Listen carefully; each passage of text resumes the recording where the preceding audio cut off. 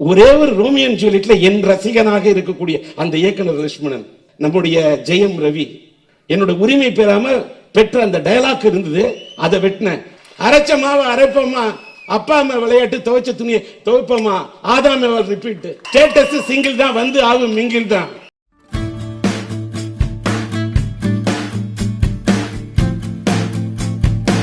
வணக்கம். மேடையில் அமர்ந்திருக்கக்கூடிய அனைவருக்கும் வணக்கம். வந்திருக்கக்கூடிய என்னை வாழ வைக்கும் ரசிக பெருமக்களுக்கு, கலை உலகத்தை வாழ வைக்கும் இதய தெய்வங்களுக்கு எல்லாருக்கும் என்னோட வணக்கம்.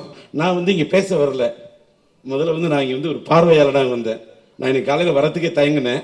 ஆனால் பார்வையாளனாக வந்தேன். நான் ஒரு பேச்சாளனாக வரவில்லை. நான் பேச்சாளனாக, வார்த்தை என்ற பந்து வீச்சாளனாக வரவில்லை. பார்வையாளனாக வந்து என்னை தூக்கி போட்டு மேலே பேச சொல்றாங்க. நான் பேச விரும்பல. ஏன்னு கேட்டா, மேடை ஒரு மேடை நாகரிகம் என்னன்னா, ஒரு படத்துக்கு அந்த படத்தை பத்தி பேசணும். நான் படத்துக்கு ஒரு பார்வையாளன். நான் படத்துல பங்கு பெற்ற இன்றைக்கு 7 சுரங்கள், 7 இசையமைப்பாளர்களுடைய இதை கொண்ட அந்த ஆல்பத்தை வெளியிடுறாங்க. இந்த சத்தியம் கூட என்னை பத்தி பேசினாரு. எல்லாருமே பேசிட்டாங்க. நான் பேசுறதுக்கு புதுசா இந்த பாயிண்ட் இல்லை. நான் பேசுறதுக்கு வேற மேடை இருக்கு. நான் இப்ப எல்லாம் வெளியில் அதிகமா இப்ப பேசுறதே இல்லை. எனக்கு உதயகுமார் பெரிய நண்பர். அவர் ஒரு புதுமுகம் மாதிரி என்ன சொன்னார் பாருங்க, அது மட்டுமே உண்மை. நான் இன்னைக்கு ஒரு புதுமுகம், நான் ஒரு அறிமுகம். நான் பெருசா சாதிச்ச பெரிய சாதனையாளன் அது இதெல்லாம் எதுவுமே நான் நினைக்கல. அப்படி இந்த படத்துல மீரா கதிரவனுக்காக நான் இது பண்ணதுக்கு வாழ்க்கையில ஒரே ஒரு இந்த படத்துல நடிச்சதுக்கு ஒரே ஒரு காரணம் தான், அவருடைய தன்னம்பிக்கை. அந்த தன்னம்பிக்கை விட வாழ்க்கையில சில பேர் தொலைஞ்சிச்சுன்னு வச்சுங்களேன், தொலைஞ்சு போகுதுன்னு சொல்றவனால ஜெயிக்க முடியாது. தொலைந்ததை விடாமல் எவன் தேடி கொண்டிருக்கிறானோ அவன் மட்டும்தான் வாழ்க்கையில் ஜெயிப்பான். அது என்ன, காதல்ல இதயத்தை தோத்தவன், காதல்ல இதயத்தை தோத்துட்டான்னு வச்சுங்க, தேடிக்கிட்டே இருப்பான்.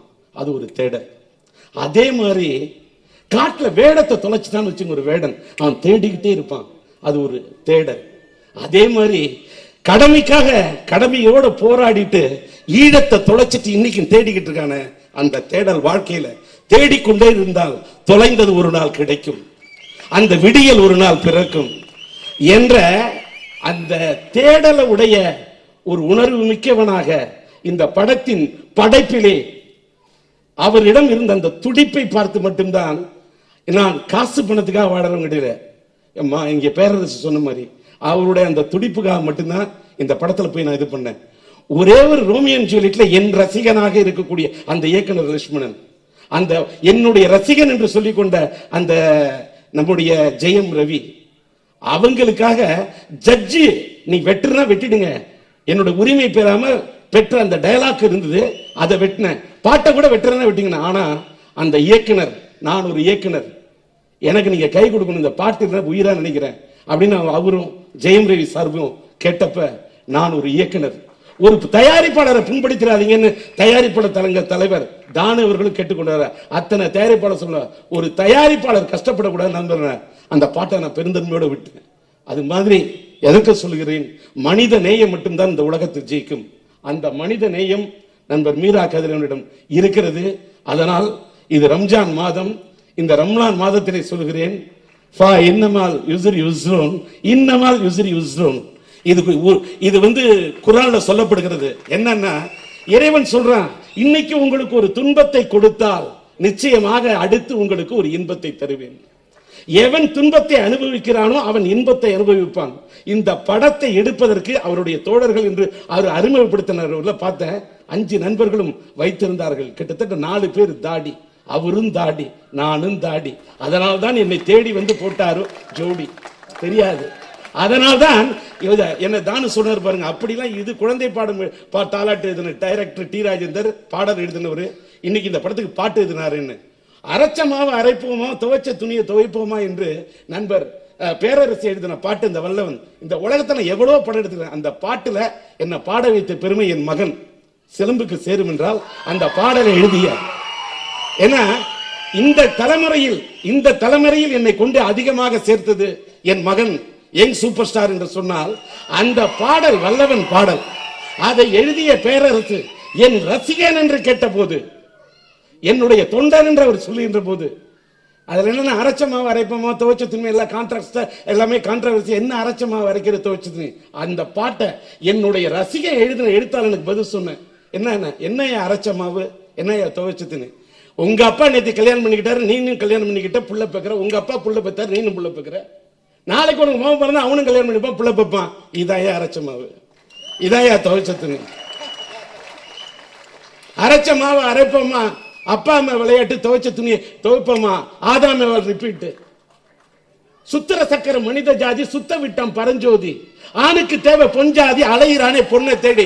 அவன் பொண்ணை தேடி அலையிறானே இல்லையா இந்த உலகத்துல. அதையா பாட்டு.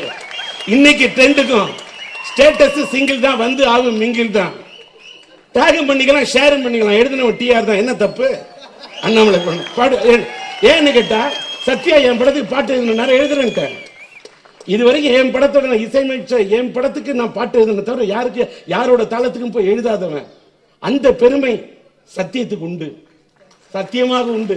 ஏன்னா அவர் சொன்ன, நான் எனக்கு நான் இன்னைக்கு டோட்டலா இந்த இளைஞர்களுடைய யுகத்துல, இந்த சாதனையாளர் இருக்கக்கூடிய இந்த மேடையில, அது சந்தோஷ் நாராயணன் இருந்தாலும் சத்யாவா இருந்தாலும் சரி, அத்தனை இளைய இசை சத்தியமா போன்றவர்களை, சமுத்திரகனி, எஸ்வி ஜனநாதன் போன்ற இந்த அடுத்த தலைமுறையில் இருக்கக்கூடிய இவ்வளவு தோழர்களோட நான் இன்னைக்கு இருக்கிறனாலே, இந்த இன்னொன்னு, இவர்களோடு நான் வாழ்கின்ற இந்த காலத்தில் என்னால் முடிந்த அளவுக்கு, எனக்கு ஆல்ரெடி வெளிச்சம் நான் வந்துருச்சு சார்.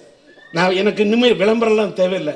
ஏதாவது என்கிட்ட இருந்து வெளிச்சம் இருந்தா, யாராவது இருள இருந்தா, அந்த இருள இருக்கிறவங்களுக்கு இந்த வெளிச்சத்தை காட்டி அவங்கள ஏதாவது என்னால எப்படி ஒரு மெழுகுவர்த்தி அடுத்தவங்களுக்கு வெளிச்சம் தருதோ, அது மாதிரி என்னால முடிஞ்ச அளவுக்கு அடுத்தவங்களுக்கு வெளிச்சத்தை தரணும்னு நினைக்கிறேன். அதுல ஏன் இதை சொல்றேன்னா, ஒரு நாள் இரவுல ஒரு படத்தை, ஒரு கதையை சொல்ல முடியும்னு இருளில் வெளிச்சம் தேடக்கூடிய அந்த இதயத்துக்காக நான் ஒரு சின்ன விளக்கா இருக்கணும் தான் வந்தேன். அந்த விளக்கா மட்டும்தான் நீங்க வந்ததை தவிர, என்னுடைய அருமை பெருமை எல்லாமே எதை பத்தி நான் பேசுறேன், எல்லா புகழும் இறைவனுக்கே சேரும். நன்றி, வணக்கம்.